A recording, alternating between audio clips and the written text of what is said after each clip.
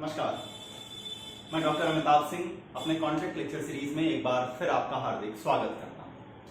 आज कॉन्ट्रैक्ट में बात करेंगे सेक्शन 68 से 72 में डिस्कस किए गए क्वासी कॉन्ट्रैक्ट्स की।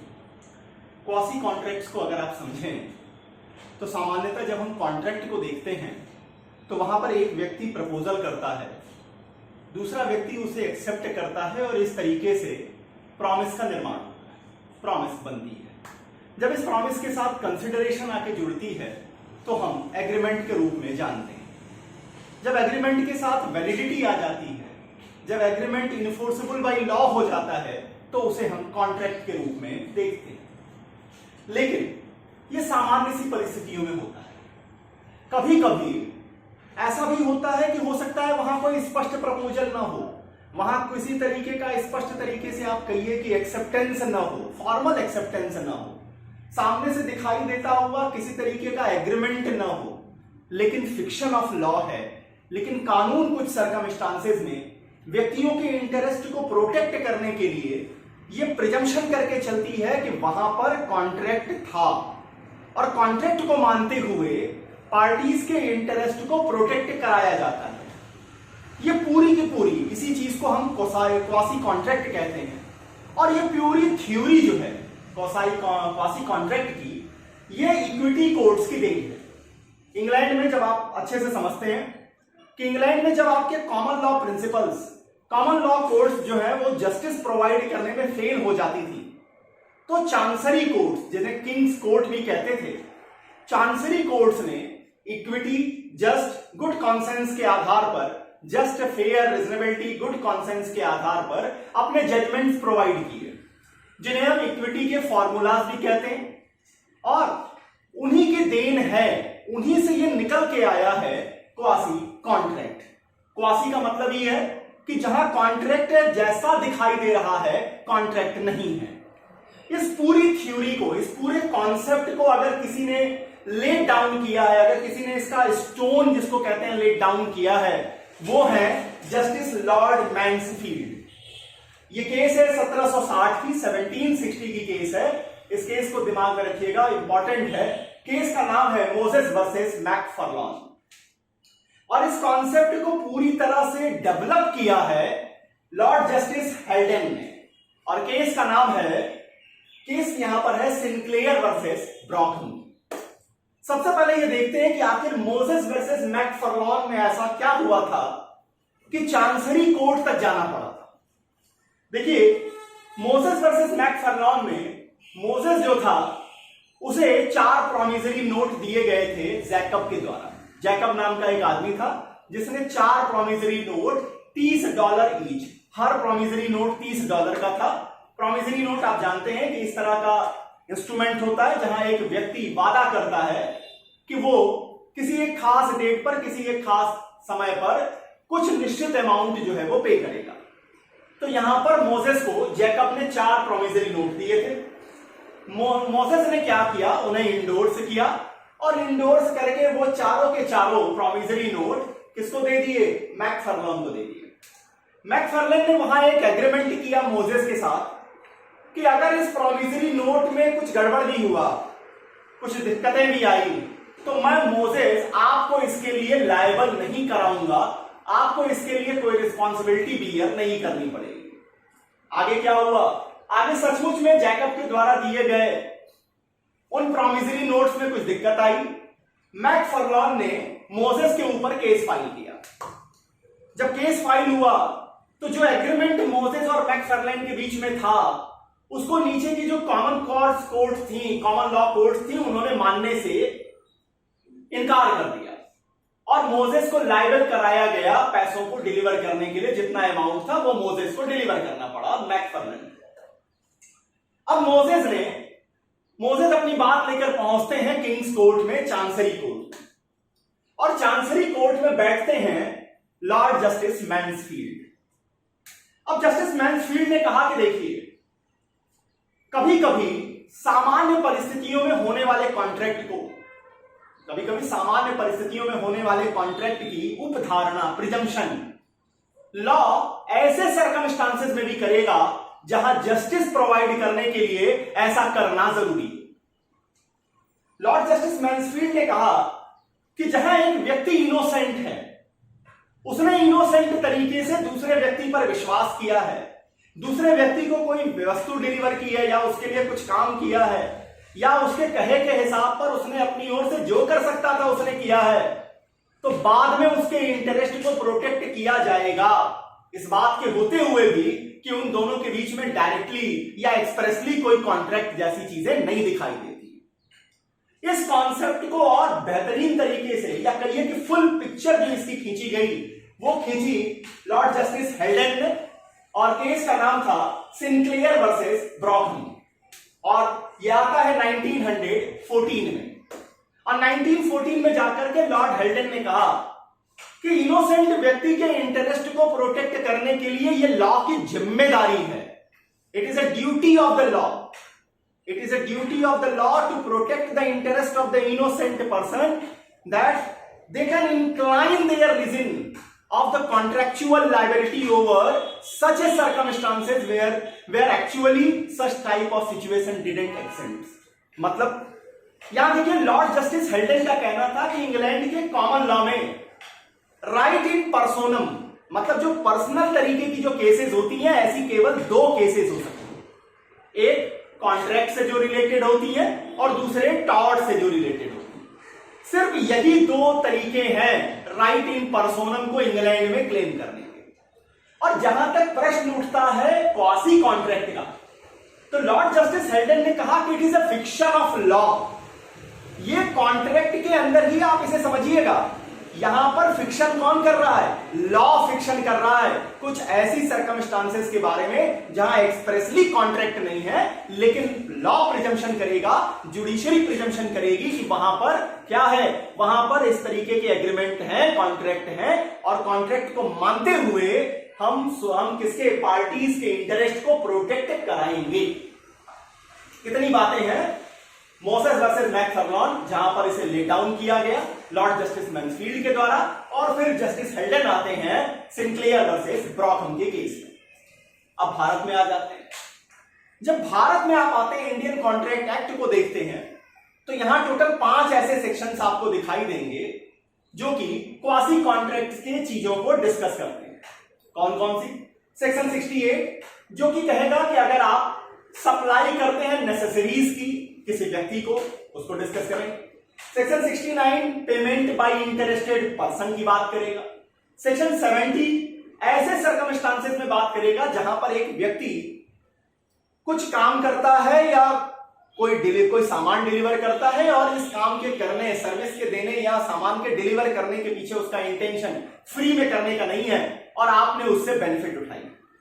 सेक्शन 71 डिस्कस करता है कि जब आपको सड़क पे कुछ सामान मिल जाता है, जिसको कुछ आप मिल जाता है, वो कहता है ना, एक गाना भी है, डॉलर दिला दे, चिप दिला दे, पाउंड दिला दे, तो क्या वो आपका हो जाएगा या वहां पर कुछ आपके ऊपर रिस्पॉन्सिबिलिटी आएगी? ये डिस्कस करेगा सेक्शन नंबर 71। और सेक्शन 72 डिस्कस करता है कि जब कोएर्शन के कारण या मिस्टेक के कारण, कोएर्शन या मिस्टेक के कारण कोई पेमेंट कर दी गई है या कोई सामान डिलीवर कर दिया गया है, तो फिर क्या वो पेमेंट, वो सामान वापस दिलाया जाएगा या नहीं दिलाया जाएगा? इसको सेक्शन 72 डिस्कस करता है। सबसे पहले देखते हैं कि आखिर सेक्शन 68 क्या कहना चाहता है। तो अगर आप सेक्शन 68 के बेयर को देखें तो सेक्शन 68 कहता है, if a person is incapable of entering into a contract और to anyone whom such incapable person is legally bound to support, it's supplied by another person with necessaries suited to his condition in life.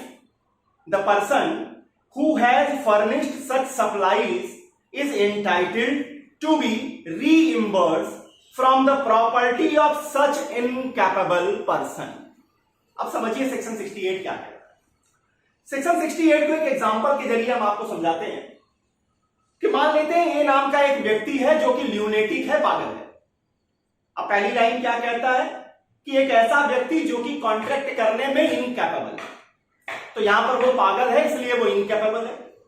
अब उस पागल व्यक्ति को उसके जिंदगी में जो उसकी कंडीशन है उसको बनाए रखने के लिए अगर तीसरा आदमी नेसेसरी आइटम्स की प्रोवाइड करता है, नेसेसरी आइटम डिलीवर करता है।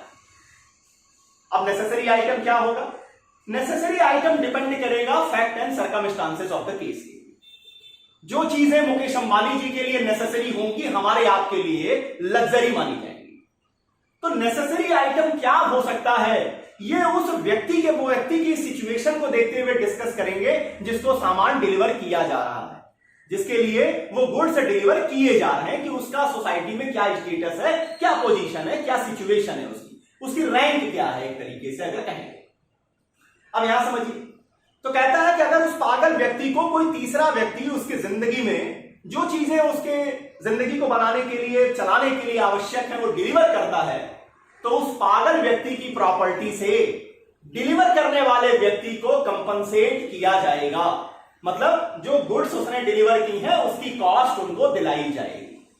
अब और एक एग्जांपल ले लीजिए कि यहां ए नाम का व्यक्ति जो कि पागल है, तीसरा व्यक्ति क्या करता है, उसकी पत्नी और बच्चों, क्योंकि आप सेक्शन 68 की जब बेयर को पढ़ेंगे तो वहां दो चीजें हैं, वो व्यक्ति इनकैपेबल हो कॉन्ट्रैक्ट को करने में, या उससे जिनकी परवरिश करने के लिए, जिनको देखभाल करने के लिए वो लीगली बाउंड है। तो लीगली किसको बाउंड है? पत्नी और बच्चों के लिए, मां बाप के लिए। उनको अगर आप उनकी जिंदगी में नेसेसरी आइटम्स की डिलीवरी करते हैं तो वहां आपको उस पागल व्यक्ति के, उस ल्यूनेटिक व्यक्ति के प्रॉपर्टी से कंपनसेशन दिलाया जाएगा। जो आप गुड्स डिलीवर करेंगे उसका पैसा दिलाया जाएगा। अब समझिए, यहां बार बार मैं एक चीज को हाईलाइट कर रहा हूं, प्रॉपर्टी से दिलाया जाएगा, पर्सनल लायबिलिटी क्रिएट नहीं की जाएगी। यहां जो भी लायबिलिटी क्रिएट होगी वो कैसे क्रिएट हो रही है? प्रॉपर्टी के ऊपर क्रिएट की जा रही है। अब समझिए, इस पर एक बड़ी इंपॉर्टेंट केस आती है, नैश वर्सेस इनमैन। क्या कहते हैं इस केस में? नैश वर्सेस इनमैन के केस में एक कॉलेज जाने वाली लड़की थी जिसको एक टेलर ने, एक दर्जी ने, उस लड़की के पास पहले से भी कॉलेज जाने के लिए 5-6 अच्छे कपड़े थे। अब टेलर साहब ने क्या किया कि टेलर साहब ने 10 और सूट सिल करके उसको दे दिए। 10 और सूट उसको सिल कर दे दिए, लड़की ने लिए, वो अपना इस्तेमाल करती गई। बाद में टेलर साहब सेक्शन 68 का सहारा लेना चाहते हैं कि हम, चूंकि ये कॉलेज स्टूडेंट है, कॉलेज आने जाने के लिए कपड़े मैंने प्रोवाइड किए हैं, तो ये नेसेसरी है, मुझे इसकी प्रॉपर्टी से कंपनसेशन दिलाया जाए। मेरी जो सारा, मान लीजिए मेरा एक्सपेंडिचर है वो, और सारी मुझे जितना मुझे मिलना चाहिए पैसा वो मुझे दिलाया जाए। कोर्ट ने कहा कि भाई साहब, पहले से ही उसके पास 5-6 सूट थे, 5-6 सूट में वो आराम से कॉलेज आ जा सकती थी। आपने जो अपनी ओर से डिलीवर किया है 10 अलग से सूट बना करके, ये नेसेसरी आइटम नहीं है, ये नेसेसरी की भाषा से निकल गई, ये तो लग्जरी हो गई। और लग्जरी का पेमेंट करने के लिए सेक्शन 68 किसी को भी लायबल नहीं कर रहा है। तो याद रखिए, अगर आप भला करने भी जा रहे हैं तो जरा देख लीजिएगा कि सामने वाले को उस सामान की जरूरत है भी या नहीं। ऐसा तो नहीं है कि जो मदद आप करने जा रहे हैं वो उसकी जिंदगी में लग्जरी बनने जा रही है, ना कि वो नेसेसरी के रूप में आ रही है। अब आप किसी भिखारी, इस पर एक बड़ा इंटरेस्टिंग सा वाकया रहता है, और ये वाकया बनारस हिंदू यूनिवर्सिटी के संस्थापक पंडित मदन मोहन मालवीय से जुड़ा हुआ है। मालवीय जी एक बार 80 घाट की यात्रा करने के लिए गए, 80 घाट तक गए घूमते हुए। दिसंबर की ठंड में ठिठुरते हुए एक भिखारी उन्हें दिखा। तो मालवीय जी को दया आ गई, मालवीय जी ने अपना कोट उतारा और उस भिखारी को दे दिया और कहा कि ठंड है, पहन के बैठो, गर्मी रहेगी। भिखारी ने कोट ले लिया। 2-3 दिन बाद मालवीय जी फिर उसी पथ पे निकले, फिर 80 घाट पहुंचे। जब 80 घाट पहुंचते तो देखते हैं कि वही भिखारी फिर ठंड से ठिठुरता हुआ मिल रहा है।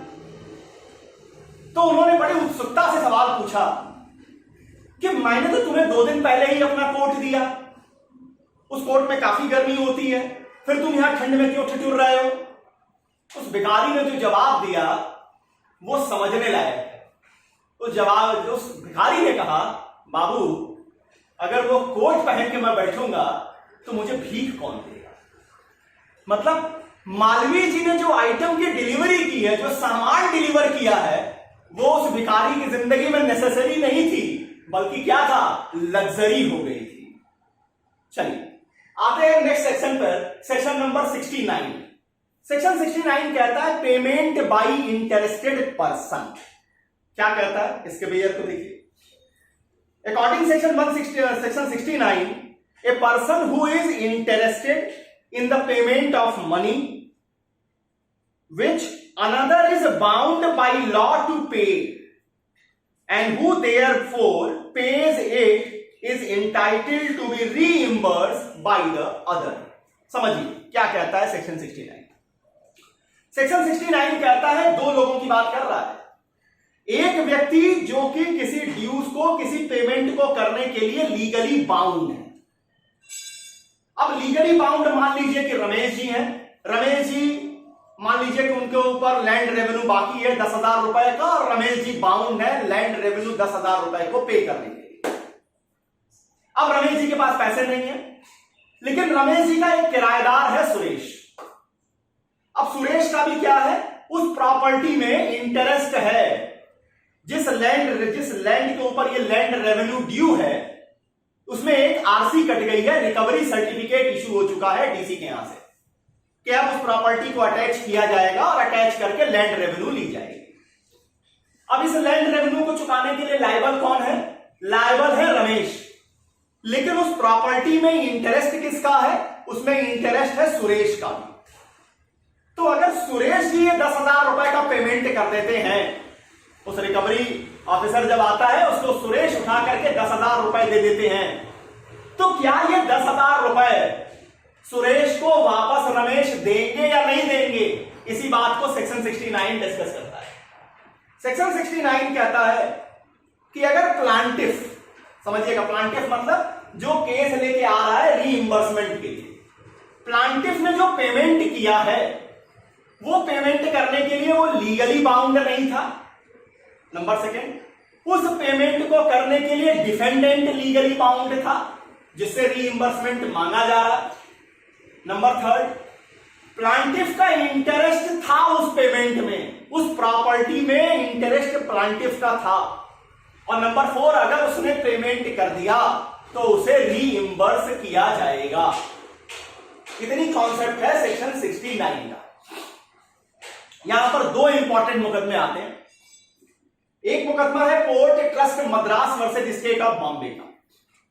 Port trust Madras versus Bombay के केस में एक एक्सीडेंट हो जाता है पोर्ट ट्रस्ट पर, और वहां पर एक वर्कमैन को इंजरी कॉज हो जाती है। जब इंजरी कॉज हो जाती है तो उसे कंपनसेशन दिलाया जाता है पोर्ट ट्रस्ट के जरिए। अब पोर्ट ट्रस्ट वाले क्या करते हैं, जो कॉन्ट्रैक्टर उस वर्कमैन को सप्लाई किया रहता है, अब ये चाहते हैं कि वो कॉन्ट्रैक्टर जो है इन्हें रीइंबर्स कर दे। इनका कहना था कि हम लीगली बाउंड तो है नहीं, हमारा केवल इंटरेस्ट है, इसलिए आप सेक्शन 69 में बाउंड है हमें कि आप रीइंबर्स कर दीजिए। अब यहां पर कोर्ट का डिसीजन आता है कि साहब यहां पर कॉन्ट्रैक्टर जो है वो लायबल नहीं होगा, क्योंकि स्टैट्यूटरी लायबिलिटी पोर्ट ट्रस्ट की बनती है। अगर कोई एक्सीडेंट होता है, अगर कोई वर्कमैन इंजरी कॉज होती है, तो स्टैट्यूटरी लायबिलिटी आती है पोर्ट ट्रस्ट के सर पे। तो इसका मतलब कि आप इंटरेस्टेड पार्टी नहीं है, आप डायरेक्टली लायबल पार्टी हैं। तो इस कारण से यहां पर कंपनसेशन नहीं दिलाया गया, कॉन्ट्रैक्टर को नहीं कहा गया कि आप रीइंबर्स करिए। एक दूसरी केस आती है जिसका नाम यहां छूट गया है। केस का नाम है गोविंद राम वर्सेस महाराजा गोंडल। गोविंद राम वर्सेस महाराजा गोंडल के केस में महाराजा गोंडल जो है कुछ प्रॉपर्टी को सेल ऑफ करते हैं, जिसे गोविंद राम जी खरीद देते हैं। अब जब गोविंद राम खरीदते हैं तो उन्हें यह पता चलता है कि उन प्रॉपर्टीज पर सरकार का पुराना बहुत कुछ टैक्स बाकी है। अब गोविंद राम जी को वो टैक्स चुकाना पड़ता है। अब प्रश्न उठता है कि जो पहले का टैक्स, देखिए अगर आप कोई प्रॉपर्टी खरीद रहे हैं तो जिस दिन आपने प्रॉपर्टी खरीदी है उस दिन के बाद उस प्रॉपर्टी पर एक्रू होने वाले हर तरीके के टैक्स, हर तरीके के फीस को बायर देगा। लेकिन जहां तक वो जिस दिन वो सेल हुआ है उसके पहले की चीजें अगर ड्यूज हैं और उसे बायर चुका रहा है, तो इसे चुकाने के लिए लीगली लायबिलिटी किसकी होनी चाहिए? सेलर की होती है। तो वही कॉन्सेप्ट यहां गोविंद राम के केस में कोर्ट ने लगाया और महाराजा गोंडल को रीइंबर्स करने का आदेश दिया कि आप गोविंद राम जी को रीइंबर्स कीजिए। क्यों? क्योंकि गोविंद राम का उस प्रॉपर्टी में इंटरेस्ट था, लेकिन उस पेमेंट को करने के लिए वो लीगली बाउंड नहीं थे। लीगली बाउंड कौन थे? महाराजा गोंडल। आइए नेक्स्ट, सेक्शन नंबर 70। सेक्शन 70 क्या कहता है? सेक्शन 70 के कॉन्सेप्ट को समझिए। एक व्यक्ति अगर आपके लिए आपको कोई सामान डिलीवर कर रहा है, एक व्यक्ति कुछ आपके लिए कर रहा है, कोई सर्विस कर रहा है, और उस व्यक्ति का इंटेंशन आपके लिए फ्री में करने का नहीं है, मतलब आपको वो फ्री में सामान नहीं डिलीवर कर रहा है। वैसे एक सच्चाई ये भी है कि दुनिया में कुछ भी फ्री नहीं होता। जो फ्री दिखाया जाता है उसके पीछे भी बहुत सारे वेस्टेड इंटरेस्ट होते हैं। लेकिन यहां सेक्शन 70 कह रहा है कि जब एक व्यक्ति अपनी ओर से कोई सर्विस कर रहा है, कोई सामान डिलीवर कर रहा है, और ये सामान डिलीवर करने, ये सर्विस करने के पीछे उसका इंटेंशन बिल्कुल नहीं है कि वो फ्री में कर रहा है, और जिस व्यक्ति के लिए सर्विस की जा रही है, जिस व्यक्ति को सामान डिलीवर किया जा रहा है, वो उसे इंजॉय करता है, वो उसे एक्सेप्ट करता है, उसे कंज्यूम करता है, उससे अपनी जिंदगी को आगे ले जाता है, फिर क्या होगा? तो कहा है कि साहब जो फायदा उठाएगा वो लायबिलिटी भी बियर करेगा। तो यहां जिस व्यक्ति ने फायदा उठाया, जिस व्यक्ति ने सामान को कंज्यूम किया, जिस व्यक्ति ने उस सर्विस का इस्तेमाल किया, वो सर्विस प्रोवाइडर को कंपनसेट करने के लिए लायबल होगा। सुन लीजिए, person took benefit from non gratuitous act. अगर एक्ट ग्रेचिचुअस है कोई बात नहीं है, वहां कोई लायबिलिटी नहीं है। लेकिन अगर एक्ट ग्रेचिचुअस नहीं है और आपने उस एक्ट के जरिए बेनिफिट ली है, उस डिलीवर गुड्स को आपने कंज्यूम किया है, एप्रोप्रिएट किया है, तो वहां पर आप लायबल होंगे कंपनसेट करने के लिए। वेयर क्या कहता है? Where a person lawfully does anything. पहली चीज, लॉफुली डज एनीथिंग, मतलब यहां जो व्यक्ति कंपनसेशन मांग रहा है, वो जो सर्विस डिलीवर कर रहा है वो लॉफुल होनी चाहिए, जो सामान डिलीवर कर रहा है वो भी लॉफुल होना चाहिए।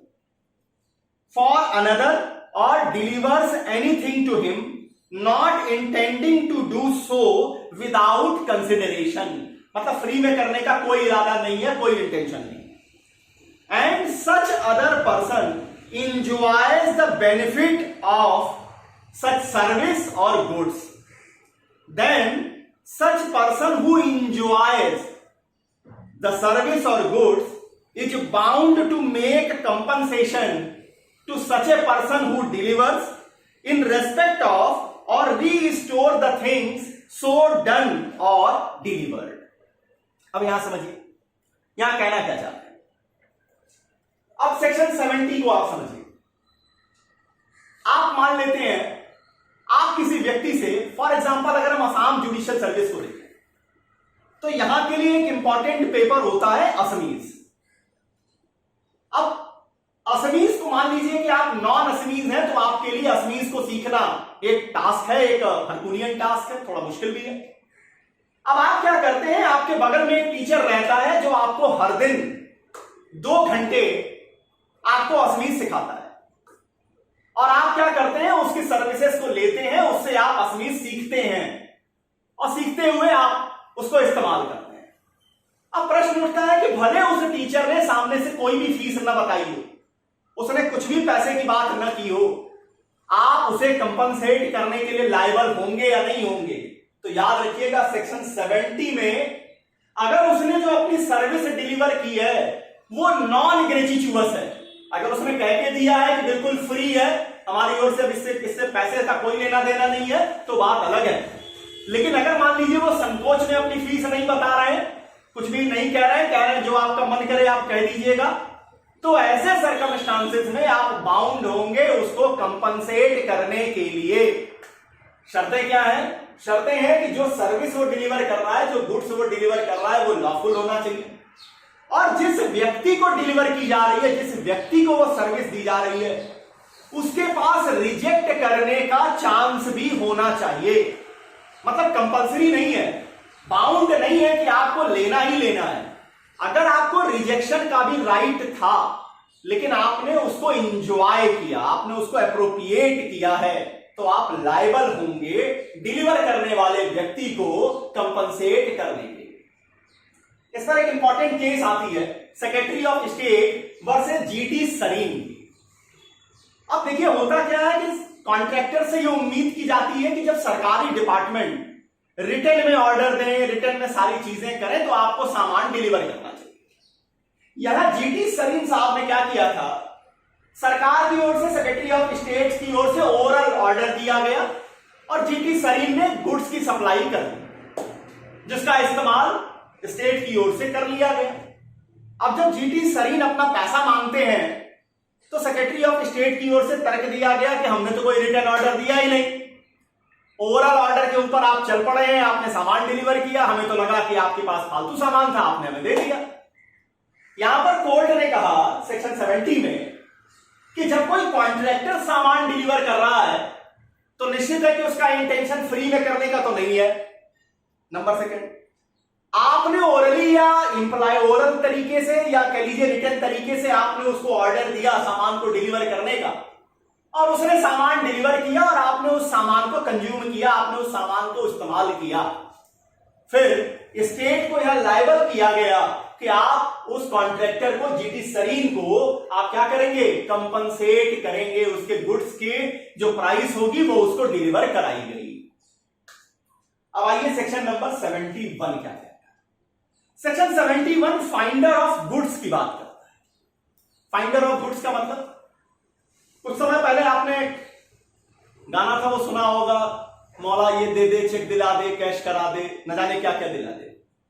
अगर आपको सड़क पे पड़ा हुआ सामान मिल जाए, चेक मिल जाए, हुंडी मिल जाए, डॉलर मिल जाए, कुछ भी मिल जाए, इस गाने को सुनकर ज्यादा खुश मत होइएगा, क्योंकि सेक्शन 71 कहता है कि अगर आप फाइंडर ऑफ गुड्स हैं तो आपकी रिस्पॉन्सिबिलिटी बेली की तरह होगी। मतलब आप उस सामान को, उन चीजों को, उसके मालिक को रीस्टोर करने के लिए लायबल होंगे।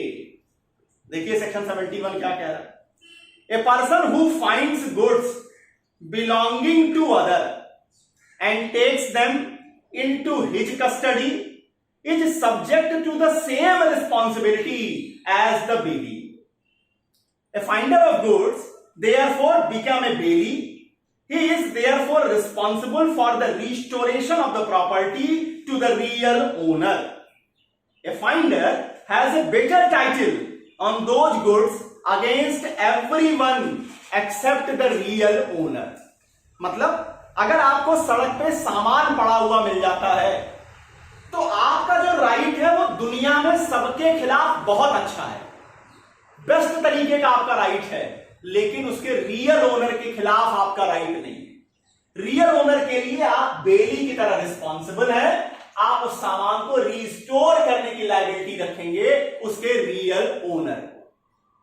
अब आइए सेक्शन नंबर 72 में बात करते हैं।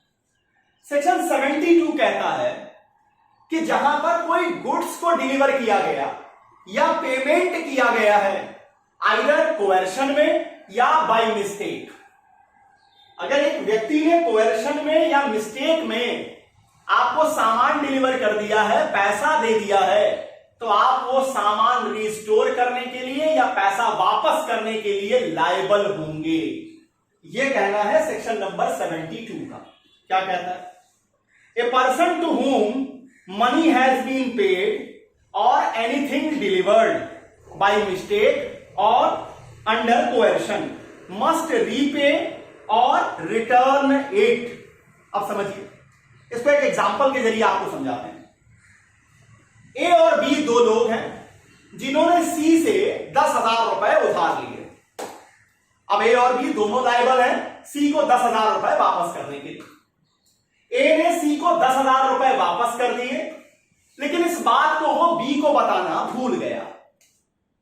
कुछ दिन बाद बी ने भी सी को 10,000 रुपए दे दिए, लेकिन सी कुछ बोल नहीं रहा है। अब देखिए लायबिलिटी दोनों की थी केवल 10,000 देने की। ए ने 10,000 रुपए दे दिए थे, वहां पे लायबिलिटी पूरी हो चुकी थी, ए की भी और बी की भी। बी ने क्या किया, कुछ दिन बाद गलती से, उसको पता नहीं था, मिस्टेक थी उसकी, उसने भी सी को 10,000 रुपए दे दिए।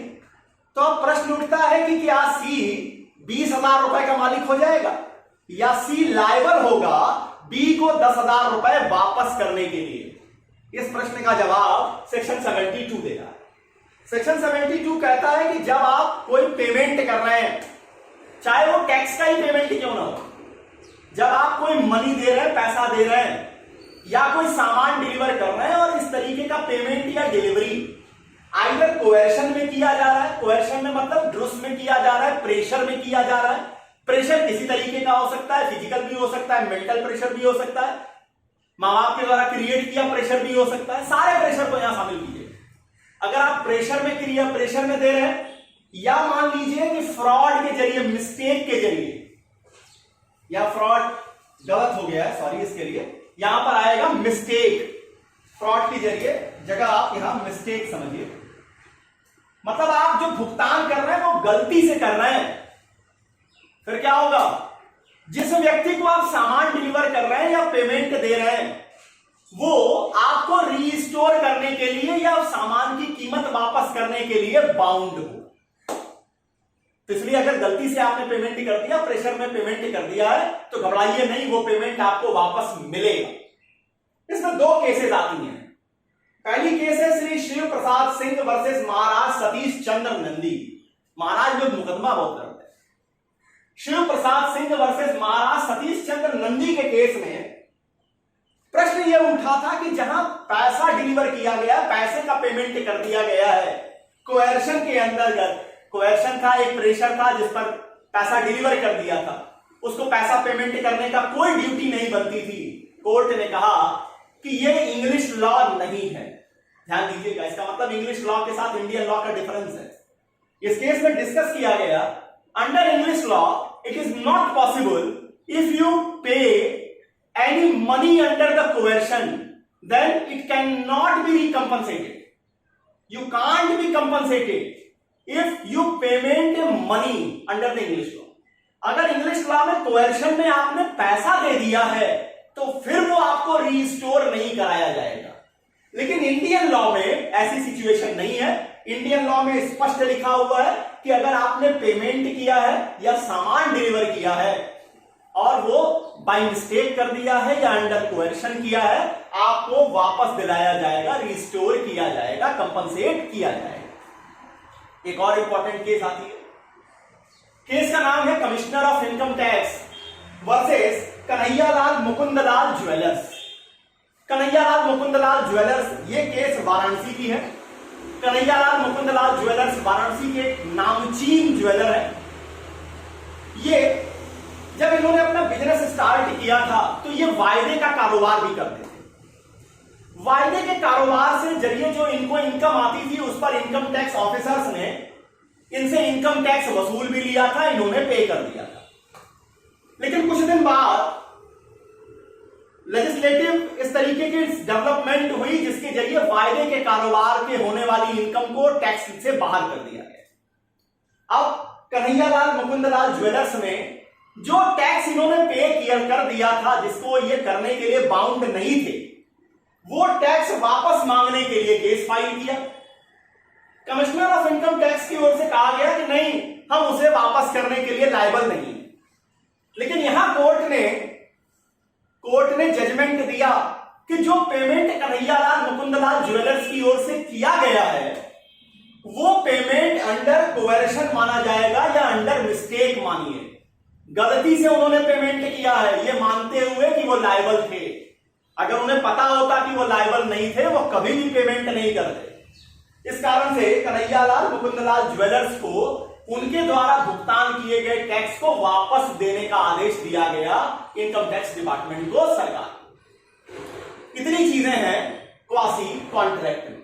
शुरू से एक बार देख लीजिए कि आखिर इसकी शुरुआत कहां से होती है। इसकी स्टार्टिंग पॉइंट है मोसेस वर्सेस मैकफार्लैन और जस्टिस होंगे जस्टिस मैन्सफील्ड, और इसको पूरी तरह से इलोबरेट करेंगे जस्टिस हेल्डेन। केस का नाम होगा सिंक्लेयर वर्सेस ब्रॉकम।